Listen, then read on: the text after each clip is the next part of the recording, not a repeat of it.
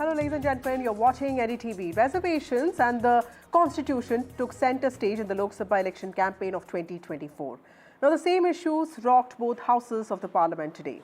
Interestingly, the BJP aggressively raised these issues, centering them around the latest move by Karnataka state government led by the Congress party to have 4% reservations for minorities in public works. Ministers Kiren, Rijiju and Nadda claimed DK Shivakumar, the Deputy Chief Minister of Karnataka, has said that the constitution will be changed to facilitate religion-based reservation. But the Congress party has moved a privilege notice against these ministers, saying that they misled the House. DK Shivakumar himself has said that he was misquoted, even as BJP MP Ravishankar Prasad played out his words and defended the BJP's attack on the Congress party. Now, in the fight to settle who is hoping to change the constitution and who is wanting to protect it, have the political narratives around reservation become inevitable for each party's outreach to deprived communities? And also, why is Muslim reservation such a flashpoint between the BJP and the Congress party? How is this issue going to play out politically within Karnataka and also outside Karnataka? That's what we will discuss tonight. First, let's look at some reactions that came for the story. जो बात कही है वो सरासर झूठ और गलत है।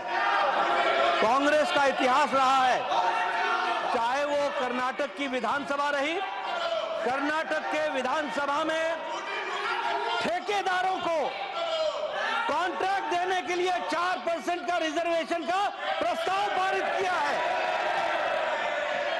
4% का ये अंबेडकर के रखवाले बनते हैं। उपसभापति जी, ये अंबेडकर के रखवाले बनते हैं। सरदार पटेल ने और अंबेडकर ने कहा कि reservation on the basis of religion will not take place. धर्म के आधार पर रिजर्वेशन नहीं होगा।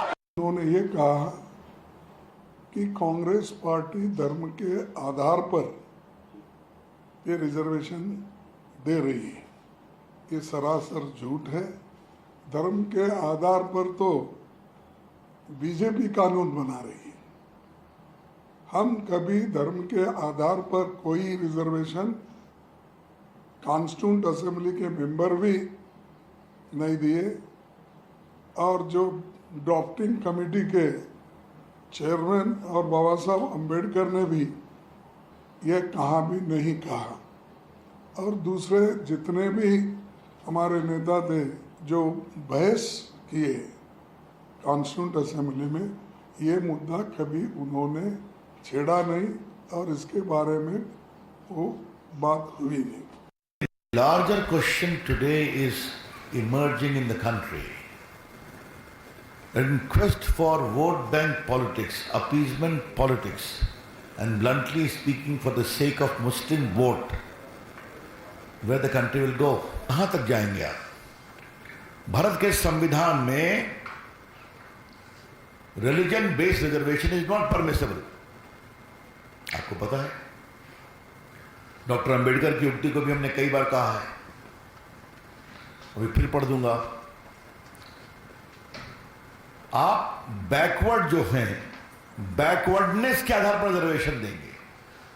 सीधा 4% मुस्लिम्स को हम दे रहे हैं reservation on government contract. It is simply not permissible, illegal, unconstitutional.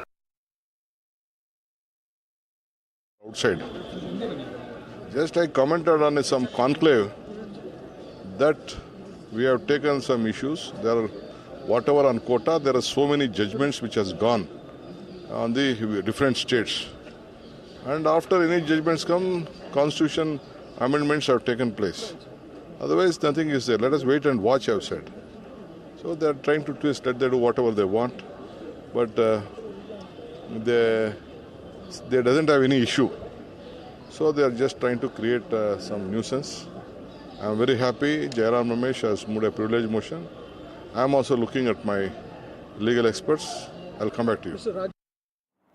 Dr. K. Sudhakar, who's the BJP MP and also former health minister, joins us now to discuss this issue. Thank you, Dr. Sudhakar, for your valuable time. My first question to you, sir, why is the BJP so upset with the reservation for minorities, especially Muslims? Because the Congress party is saying that this is about social justice. For you, is it about the constitution or is it about the fact that this might benefit the Congress party electorally? Minorities just does not include Muslims. To clarify your view on whether we have any agenda against Muslims, it is not right.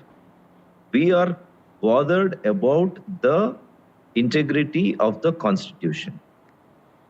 Constitutionally, it is wrong and illegal. See, our forefathers, while drafting the constitution, they have threadbare discussed about what the religious reservation has happened to this country before the independence. Why partition happened in the country? Before independence, we had the religious reservations, and our forefathers have understood this, including leaders like Maulana Azadji was also part of the Constituent Assembly. Our Baba Sahib, Dr. Ambedkar Sahib, categorically said, for this country, for India, the reservation based on religion is bad and it is illegal. And it is it is accepted law today. The Supreme Court, on several occasions, they have told, reservations based on religion is illegal. It is malified. They have categorically said this. It is a set law. It is an accepted law. In spite of this, during the Congress government in Karnataka, while bringing in this bill or while bringing in this order, they must have threadbare discussed in the cabinet. Right. And while the leader is saying that he is accepting that it is unconstitutional, when knowingly that it is unconstitutional, is this the value that Congress government gives to the Constitution? Is this their real intention about Dr. Baba Sahib's Constitution? Okay. For which they are doing so much of nautaks during 23 Karnataka election, right, and 24 national election. Right. Our BJP's commitment, you must have observed by now. One senior MP, when he said something about Constitution like this, right, though he was a senior most MP, our party did not give him a ticket to contest. Yes, that's right. And he was from your own state. This is our commitment commitment to save the Constitution. Yes, but Dr. Sudhakar, how do you also see the allegations made by ministers today saying that the Congress party wants to change the constitution? Because we see that the BJP is now very aggressive when it comes to the debate around constitution. Is this a learning from 2024 Lok Sabha elections also? Because now you want to turn this around the Congress party, which is why you're doing this. This is not a new thing for BJP. We don't try to protect Constitution for our political reason. This is in the DNA of BJP's ideology. If you go back to the history, our Prime Minister today, when he was a Chief Minister, he led the procession of Dr. Baba Ambedkar's Constitution's Day. Right. You please understand, you go back to the history and see. Right. He never knew he would be the Prime Minister one day of this country, but that is his commitment. That is the BJP's commitment to save the Constitution. We don't do politics. We don't do petty politics to save. Our agenda is save the nation through Constitution. Okay, fair enough. Dr. Sudhakar, my last question to you, sir. I know that you are a very educated person yourself, you're a doctor. Many Muslims also are extremely deprived. Several states give out reservation to them by putting them in OBC categories. West Bengal is one of them, Andhra is one of them. BJP has been pro-reservation, pro-affirmative action. SC/ST communities will vouch for that. Other than reservation, how do you think the lives of Muslims can be improved? See, this is appeasement politics. If they were committed for the upliftment of minorities, there are ways and means of upliftment through the proper programs to them, not creating ruckus and divide between OBCs, SCs, STs, and minorities, dividing the India's fabric. This is not the way to do it. See, today, if you are taking minority in OBC, you are doing great injustice to the OBC of this country. Please be very clear about whether you are doing reservation based on religion. Is it legal? Is it constitutional? Right. Do you respect constitution? Do you respect the law of this nation? Then take back all this. Don't do politics, don't do rhetorics, don't do petty politics, don't do appeasement politics. Okay, fair Live enough. for the country at least after 78 years. Because of your Congress ideology, your hidden agendas, this country has been divided twice already. Okay. Historically, you have made several blunders. And this party, let me tell you categorically, 77 times, the same people who are saying about constitution, saving of constitution, you have amended 77 times of the constitution. Right. Thank you, And Dr. 3 Sudhakar. or 4 amendments during emergency. Yeah. During emergency, where there was no institution functioning, all leaders were in jail, media people were in jail, the writers were in jail. That time, there were 3 or 4 amendments during emergency. Okay. This is the value So they you're give making to this the very important point that it is about the sanctity of the constitution, the fact that it cannot be violated, and not just about minority communities or Muslims specifically. That's a very important point, Dr. Sudhakar. Thank you so much for joining us with those insights. Mr. Sudhakar is an MP from Karnataka, also former health minister, BJP leader. Let me also get in the Congress spokesperson now, Brajesh Kallappa, who's from the Congress party. We also have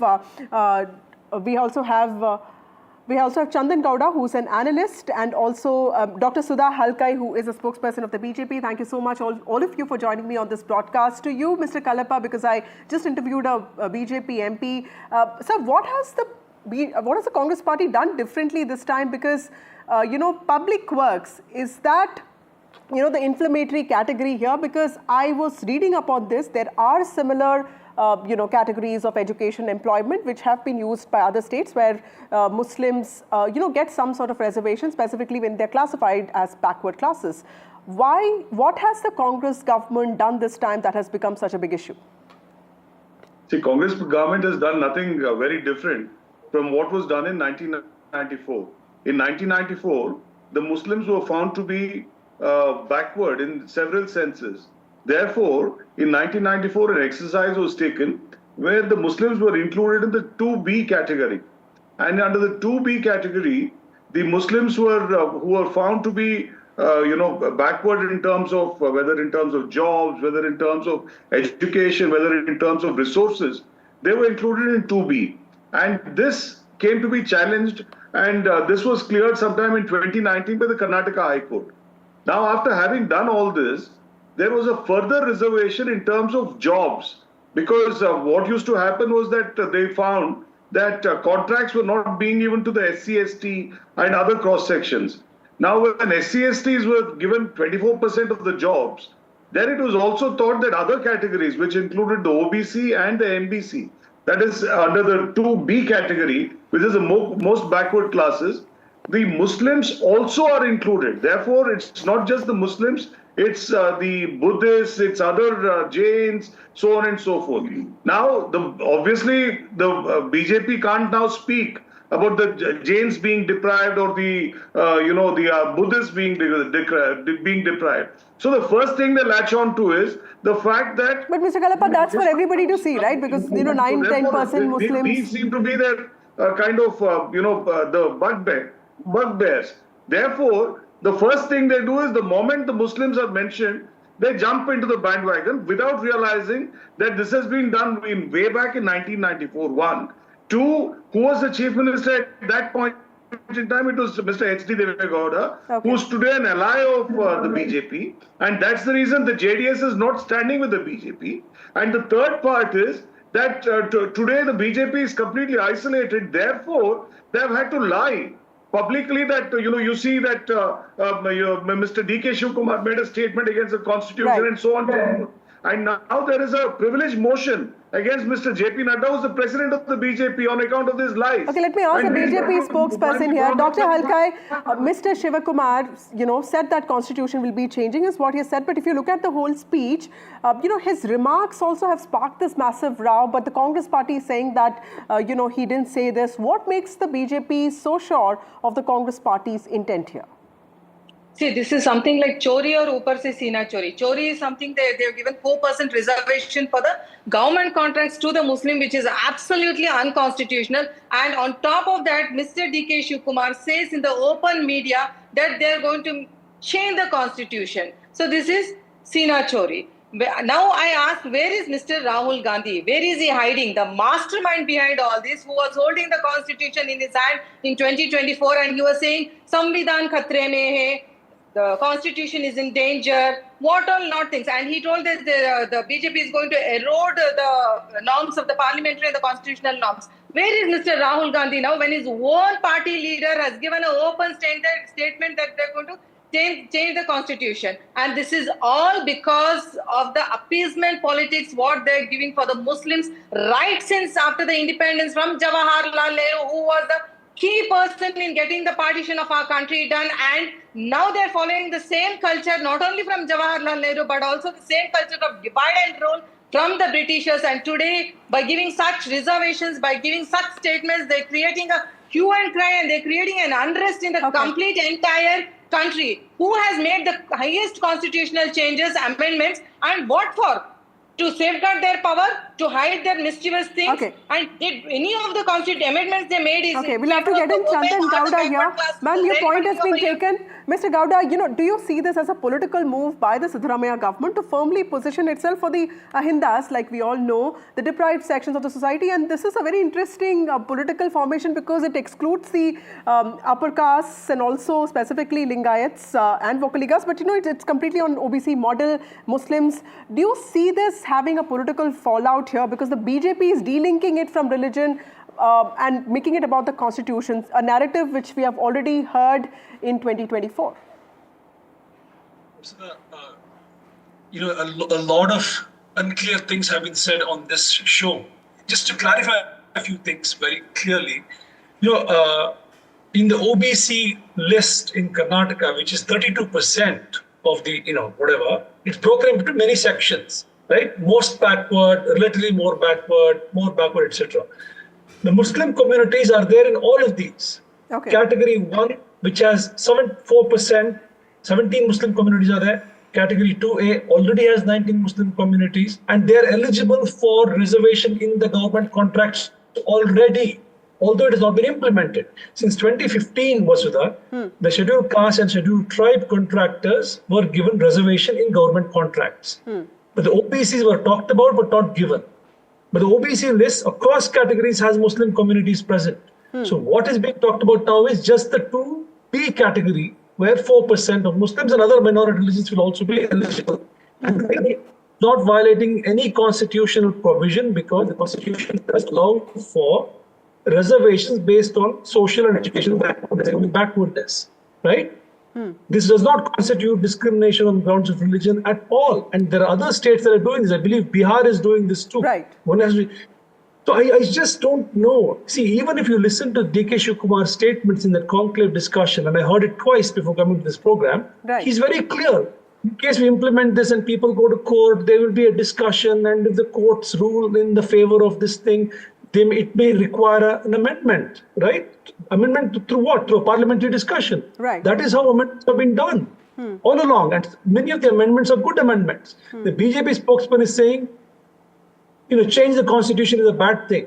No, the amendments to have urban decentralization and rural decentralization were good things. Okay. Some amendments are bad, some are good. So we need to be careful about what amendment we are talking about. Why are the amendments bad? Why the decisions was taken which were against the nation, which were not in good favor of the women, or in favor of any backward place? Mr. Gowda, also, just to clarify for our viewers, whatever the Karnataka state government has done, you think that it does not violate, it does not face any legal constitutional challenges because this is in a certain category, and a lot of Muslim communities already come in OBC groups, isn't it?